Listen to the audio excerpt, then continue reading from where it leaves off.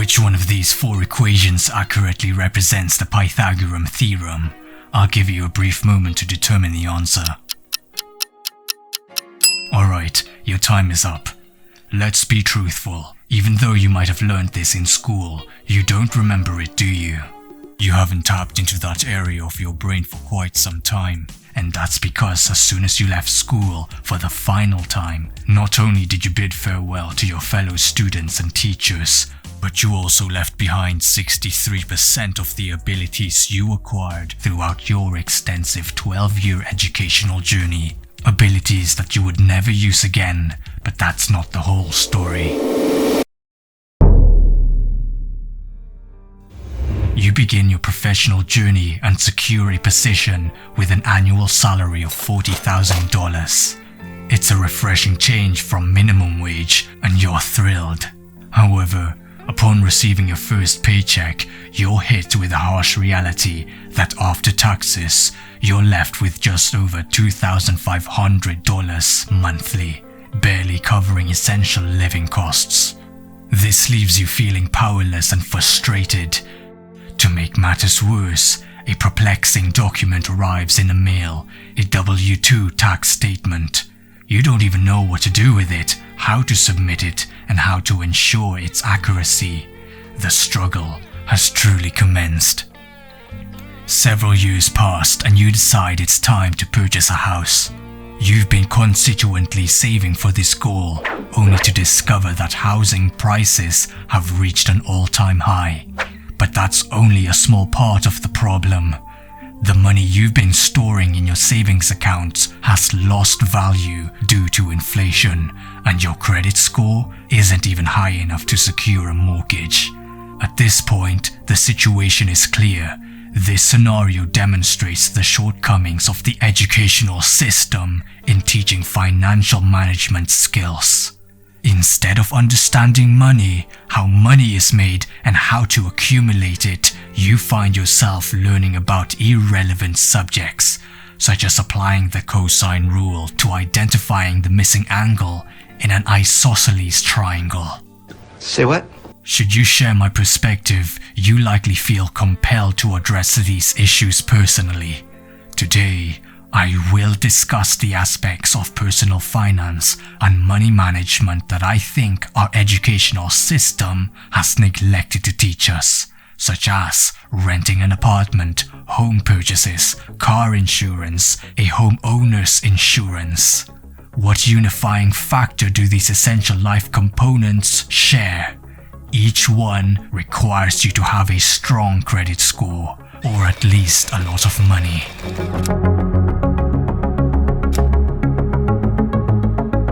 Schools fail to provide any instructions on this topic. They neglect to teach the methods for obtaining a credit score, building credit, or preventing harm to your score. This is a significant issue. No shit, Sherlock. Your credit score can be compared to the initial impression you leave on a romantic encounter. Picture having a date planned with the person of your dreams at the most upscale restaurant in a city tonight. The meeting is set for 8 o'clock in the evening. However, you accidentally fall asleep and wake up with only 5 minutes to spare before the scheduled rendezvous. As a result, you arrive late, unshowered, poorly dressed, and without a reservation, leading to an hour-long wait in line for a table.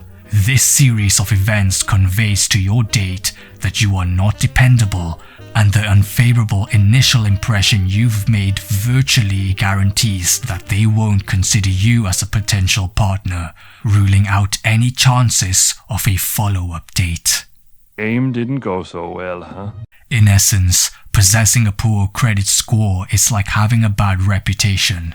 When applying for something significant, such as a mortgage for your dream house, the lender's primary objective is to determine your dependability.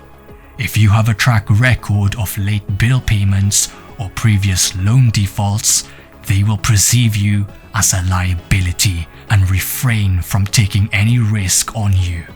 Conversely, having a strong credit score is comparable to arriving in time for that fancy dinner date, driving a Bugatti and donning a three-piece suit. You appear as someone who is organized and capable of fulfilling their obligations. As a result, your date may be impressed and potentially willing to overlook other flaws such as lack of personality or the habit of stealing humor from TikTok videos. Well, what color is your Bugatti? Similarly, possessing a strong credit rating allows lenders to disregard certain financial shortcomings, like a less than anticipated income reported on your tax returns. Moreover, one of the most significant abilities that school neglected to teach is the proper handling of our taxes. If you're learning something of value, I'd appreciate you smash that like button and subscribe to my channel for more of these videos.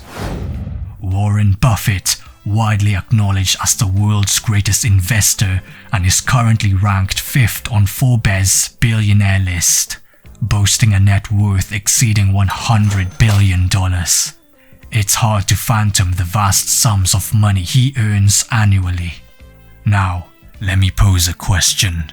Given that the typical single worker in the US pays 22.6% in taxes each year, how much tax would you assume Warren Buffett contributes? 30%? 40%? 50%?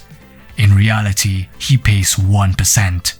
Except he doesn't. He actually pays a 0.1% in taxes. That's insane! Buffett stunned the world and incited anger to social justice warriors when he revealed that he paid a lower percentage in taxes than even his own secretary. And guess what? This isn't a unique occurrence amongst the wealthiest individuals. Elon Musk pays 3.27% in taxes, while Michael Bloomberg 1.3% and Jeff Bezos 0.98%. Now, you may believe that this isn't feasible for you since these individuals are billionaires. They possess the finest accountants globally, allowing them to employ tax evasion tactics that are inaccessible to ordinary individuals like us. This is partly accurate because yes, you most likely cannot afford to engage a top-notch accountant to minimize your tax obligations. Nonetheless, numerous methods are available for us regular folks to legally decrease our tax burden and save money, which school failed to teach us about. Contributing to retirement funds, claiming tax credits, and opening a life savings account are just a few strategies for leveraging the tax system. However, I want to concentrate on business deductions. As you may be aware from my other videos, I am a strong proponent of achieving success in all areas.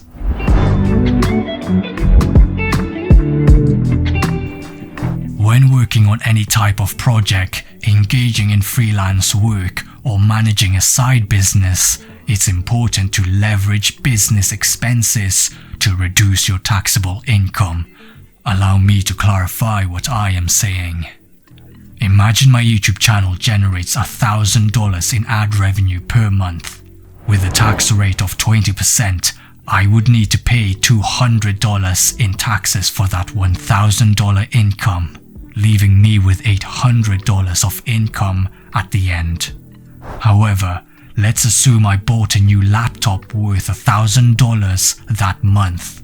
If the laptop is primarily used for video editing and other tasks associated with my YouTube channel, I can offset that $1,000 laptop expense against my $1,000 income. The final outcome? In written form, my YouTube channel didn't earn $1,000, but rather $0. This implies that I'm not required to pay any taxes despite actually making $1,000. Interesting. This is merely a single instance of the numerous deductions that can be applied to your business or side hustle to save money.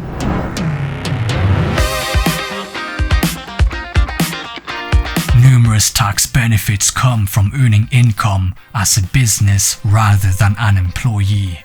Yet, school never taught us the process of starting one.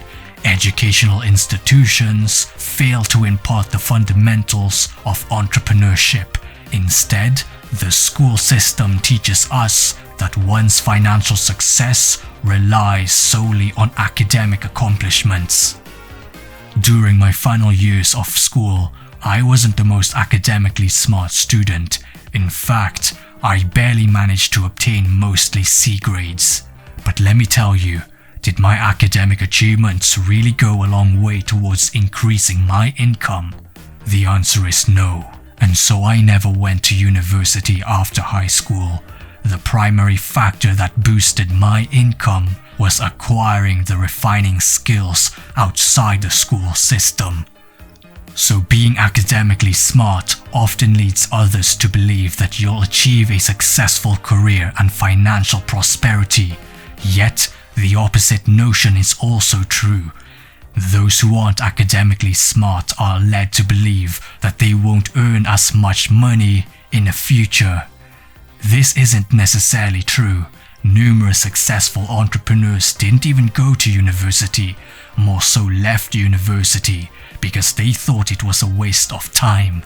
And it's not necessary to establish a business to attain financial success later on in life. In fact, many individuals in trades or professions not requiring higher education are actually earning more than those in college-educated careers.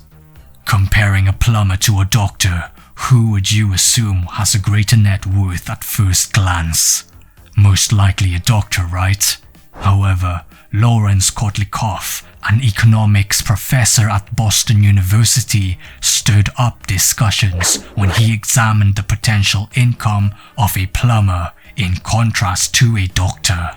He discovered that plumbers and doctors have nearly equal spending power throughout their lives.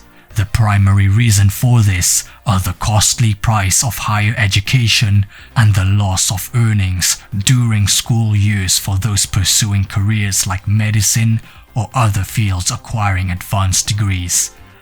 In a scenario where the plumber invests their money while the doctor does not, the doctor has no chance of building wealth faster. This is because the most significant factor influencing one's financial success is not necessarily their level of education or even their income, but rather how they manage their money.